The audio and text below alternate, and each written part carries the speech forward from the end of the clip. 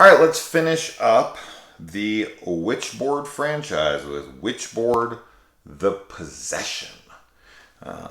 Yeah, I got this whole series on VHS. I mean, I have a lot of old series on VHS. This is nothing new.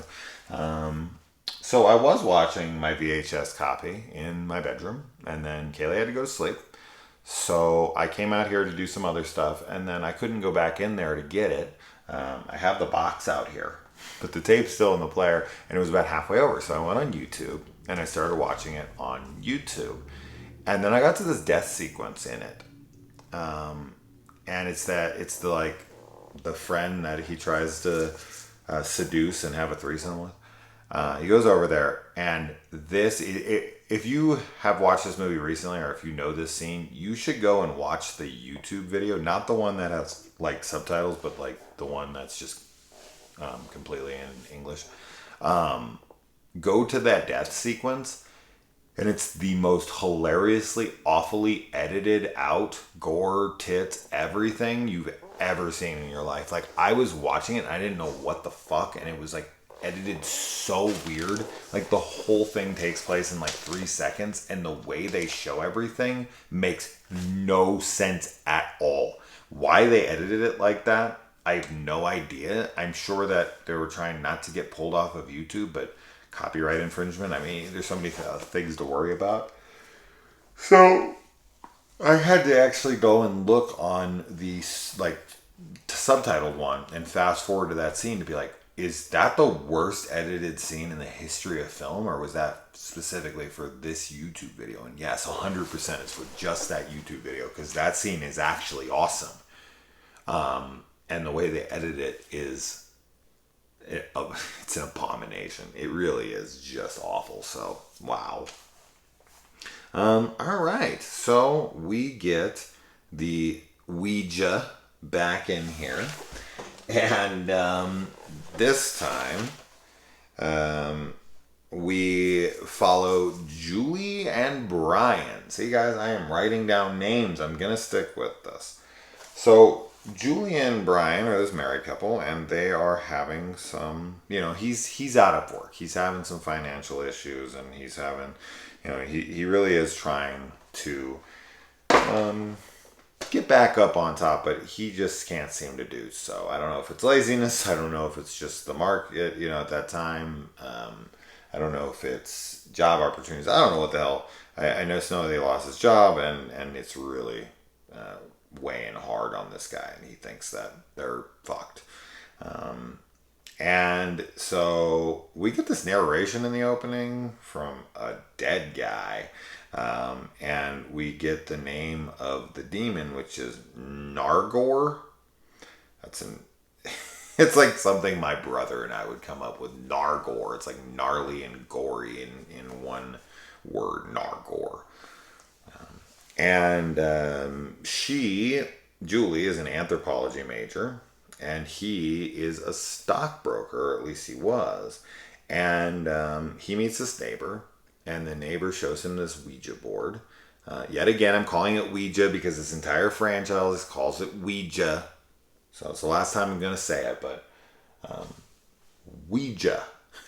Yes, I've always said Ouija my entire life, but Ouija makes sense too. So why not? But you do sound kind of pretentious saying it. But this guy shows him he can get stock tips. And the first one is like for orange juice. And of course he doesn't believe it, and he doesn't listen. And when he wakes up, there's some storm front that moves in or something and makes the orange stocks go up crazy. And he's like, what the fuck? I should have bet on that. So then he goes back, and he's told to buy coffee stock. And so he takes this huge risk, and he goes out and he borrows some money from some seedy characters, and he puts like 50 grand of their money on coffee. And the next day it tanks horribly. The spirit tells him to hold, and the guy who gave the money says he has 24 hours or he's, going to hurt him or kill him. And so he's like, I can't hold. This is, crazy. And so he goes over And I guess it can see the future in this. So how far into the future can it see? Because wouldn't it be able to see that it fails in this? If it can dictate the entire world stock market, I mean, it can dictate weather patterns and how it's going to affect the stock, but it can't, see that it's going to get defeated by Julie and Brian later on by like this crossbow to the like, what the fuck? I don't know. I guess it only can see stock market tips. The fuck do I know? And the neighbor just keeps calling him Bry, which totally reminded me of fucking Family Guy the whole time. What's going on, Bry? What are you doing, Bry? That was pretty funny. Bry. Just seemed like an old man to be calling him Bry. And then this dude, before these guys get his money, the neighbor ends up handing him this ring, which is like a Spectre ring. It looks like a Spectre ring straight out of the newer Craig Bond movies. But he hands this, and then he says, like, I'll see you in the funny papers, kid, which is such an old expression, and it doesn't make absolutely any sense to me. Like, what does that even mean? I'll see you in the funny papers. Because you're a clown? It's like an insult, like a funny ribbing of your friend. Like, I'll see, because you're such a goofball. I don't know. Can someone explain see you in the funny papers to me? I've heard this expression many times. And I know it's kind of like a see you around, right? Like, I'll see you later. I know that, but what is the origin of that? And what did it originally mean? What's the context? Like, seeing the funny papers. I don't know. Is it funny paper something? Is that not something that's made anymore? I thought the funny papers were like the cartoon strips, like Garfield and whatever, right? Is that not the funny paper? Like, I don't know. Seeing the funny papers. Anybody? Google it. Let me know. All right, moving on.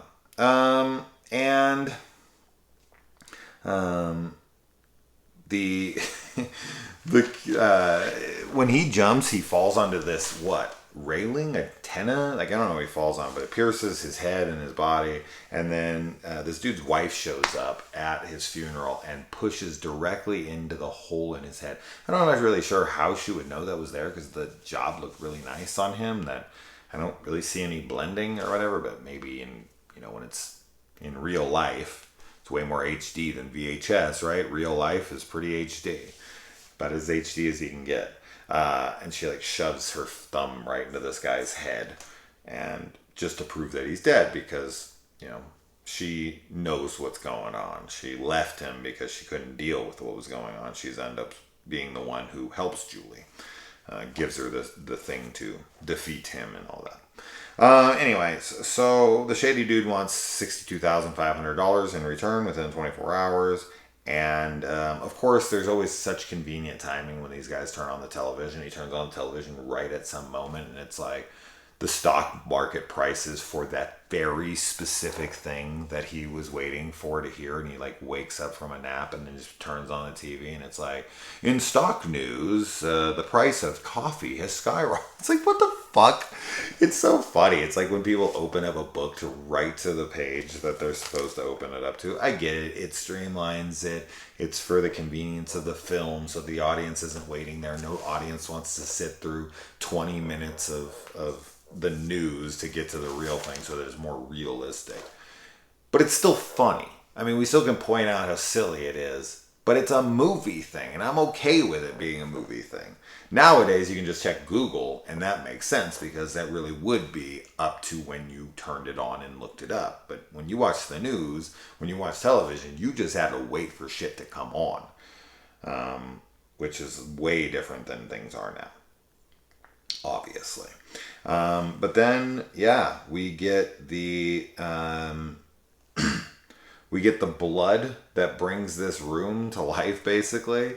And the mobster guy and his little lackey there, they get their own. And this is definitely one of the more memorable deaths of this franchise. The butterfly pin kill, where all the butterflies are coming to life with the pins that are still in them, because he collects butterflies, and they're just, flying into him and sticking him all over his body. with pins. That's pretty fucking funny. That's pretty great. And then of course coffee is held, and that's a good thing because they win $500,000. And he doesn't even have to pay back at the 62,000, so they get to keep the entire 500 grand.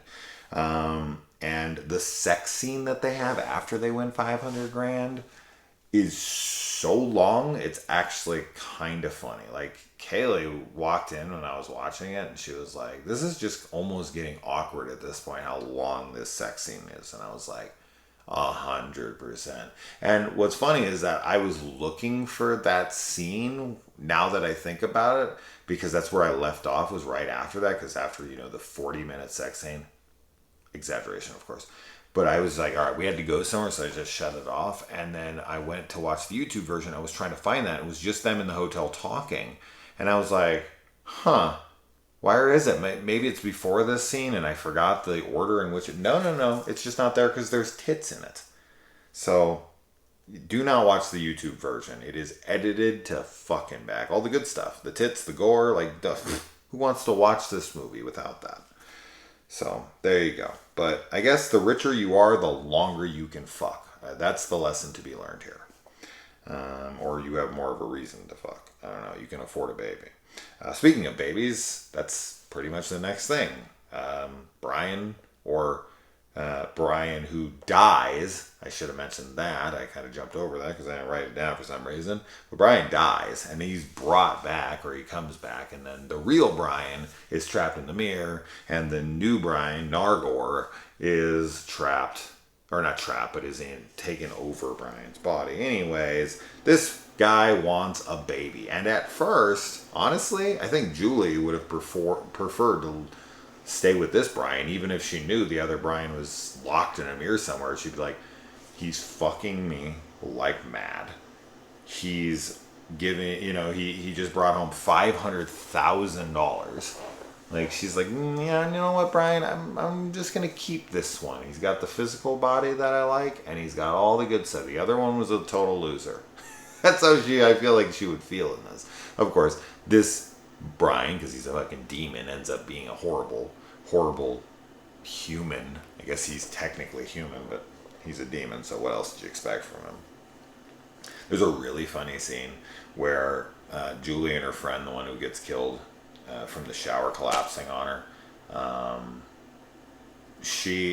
they're having this conversation in that gym, and there's like this big buff guy like behind. Nah, he's not super buff, but he's a bigger dude, and he's like in the background, and he's like back there, and he's like flexing, and he's lifting these weights in the background. And I'm not kidding you, they're like 5 pounds. They're like 5-pound hand weight, and he's sitting there. He's like, it's really funny. It's really funny. Look for him. He's like right over one of the, like next to one of them in the background. I was pointing him out to Kaylee when I threw this back on. So I was like, look at this guy. She laughed. It's really funny. And somehow he's able to take her ring off of her while she's sleeping. I know some people sleep pretty heavy, and this is probably true of people who like take Valium. Like Delia in Beetlejuice or something. She's sleeping with Prince Valium tonight.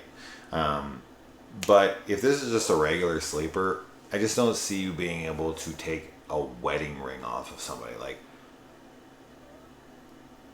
these things don't really... I mean, mine comes off pretty easy. No. That's pretty hard, man. That white ring around it. But, like, you... Dude, I don't know, man. You tried to take my ring off me while I was sleeping. There's no fucking way I wouldn't wake up. There's no way, unless you drugged me. There's no way. But anyways, he takes her ring off of her, and later in the movie, she takes his ring right off his fucking finger. So this Brian, when he comes back, is going to be fingerless, but I'd rather have 9 fingers on my body than no control over my body at all, and also watch my body killing people and trying to assault and rape my wife and get her pregnant with his demon baby. And when they're having kind of like the little three-way action thing going on at the party, and the wife is Julie's just out, not into it, not even for 1 second does she plan it. It's like she's totally in love with her husband, does not want absolutely anything else. But the friend's into it. The friend is sucking into it 100%. If Julie would have been like, let's fuck, she would have been down in 1 second flat. So, you know, which is fine. I mean, if they're all consenting adults, and you know, the friend is in on it, and Julie wants it, and Brian wants it, and that's fine. But she's kind of mad at Brian, and it's like, well, Brian is possessed. Your friend is the one who's still like making out with Brian after she leaves in a fit. Like, I shouldn't say making out, but she full on kisses him after, and she's like, he's like feeling up her leg while Julie's sitting there crying, and he's like trying to talk to her and kiss on her and shit. She's letting this happen for sure. But I think the friend's supposed to be kind of like promiscuous and whatever, so I guess it does play to that. But she does stick to her guns when he comes over, and it's like, no, Julie, you know, Julie's my best friend. I wouldn't do that to her. And then she ends up dying kind of spectacularly. So that's good stuff. Yeah, it's a really cool death sequence, and this is the first time we get to see him turn into a demon. So we get a cool demon. Although I shouldn't say cool. This is where it's more like the visual effects aren't great, but the demon at the end is good. And then we even get more nudity here, so the film is better for that. She gives him straight up shrimp in this, which is of course a test. She's given him a couple types. The tests, they have these like cute little nickname they have for each other. Something about like my Valentine honey or something like that, whatever it is. And then the shrimp thing, like if he willingly eats shrimp when he's deathly allergic to it, then you know this guy is not himself anymore. He's going to snap out of that in a second. But yeah, so I just think this is kind of a bad plan. I get it, but you should have just put sleeping pills. But I think she just wanted that confirmation that he is definitely not him. If he eats that shrimp, it's definitely not him. But that being said, you could kill the body. This would kill him. So careful. But she is kind of tasked with that in this. She can't kill the body, so she's like trying to figure anything she can. They knock him out, and then she cuts his ring off of his finger, which, you know, kind of breaks him. This reminds me, of course, I'm sure you already know what I'm going to say here, of Isildur cutting the ring from Sauron. But that's kind of what it felt like when she cuts the ring. He kind of comes up, almost like when Sauron, you know, blows up in front of Isildur. Oh shit! I almost knocked that off. Or did I? I don't even think I touched it. It just moved on its own. Probably someone thought that for a second. I hit it. I promise. I get some really weird comments lately for some guy who keeps talking about like connections that he's making. This guy's a fucking lunatic. So if you see him in the comments, man, whoa, look for him. He'll probably think that's a sign. It's connected to something, man. It's always connected. It's all connected. He's like fucking Charlie in the It's Always Sunny meme that's out there. Some fucking tinfoil hat on. And then he straight up turns into a demon. And Brian just comes back. He's in the mirror. And then he's like yelling to Julie. I don't know if this is an edited thing in this YouTube version, but she just like sees, he's like, Julie, I'm in the mirror, or whatever. And then she like tries to like run over to it, but then the demon kind of steps forward and nothing happens. Something hits the wall, but I don't think it's the mirror. It's just kind of something falling, but it ain't. I'm pretty sure it's not the mirror, and maybe it's this edit. I don't know. But Ryan's out, and then he takes the crossbow, boom, shoots him. It's over, and end o movie. Just don't really understand how he got out, but I guess the mirror broke. I don't know. But yeah, you don't have to shoot the Ouija board in this one, I suppose. The Ouija board. I like the performances in this. I think the guy who plays Brian plays both parts really well. I think he plays evil Brian, or Nargor, possessed Brian really well. Like he totally changes and flips his attitude and his demeanor and everything. So good stuff there. And yeah, I like this one. As far as like a rating would go, or a ranking, I'm sorry. I'd probably say in order. That makes sense. I like 1, 2, 3. That would be my order. They drop in quality a little, each one of them, but still all completely entertaining and definitely worth your time if you can get a hold of them. I know the first Witchboard has a Scream Factory release, I want to say, and I'm sure that looks good. And Witchboard 2 has a Blu-ray as well. They're a little more expensive, but actually, I think I saw them on eBay. You can get them like together for like $40 or something. So that's not bad. It's like 20 a piece. I don't think 3 has a Blu-ray, but of course, correct me if I'm wrong. But I'm waiting because I have a sneaking suspicion one day we might get a Witchboard box set, and I would love to rewatch them in full HD because the copies I watch them on VHS and YouTube, and they were just not good. So to be able to see everything in full HD, this definitely makes me want to do Witch Trap as well because it kind of is loosely connected to this franchise. I wonder if I could count that as a Monster Monday movie and do that right now because I need to do a Monster Monday. We'll see. All right, guys. Adios.